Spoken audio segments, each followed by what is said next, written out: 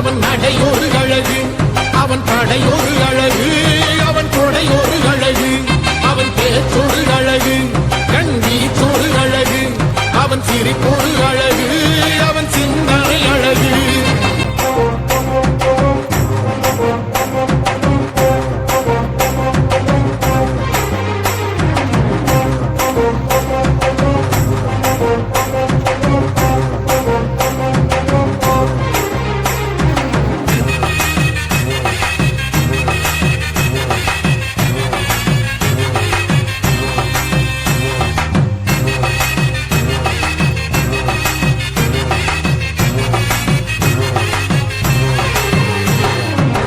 துரோகங்கள் எத்தனையோ கண்டிருப்பான் தலைவன், துன்பங்கள் எத்தனையோ கடந்திருப்பான் தலைவன்.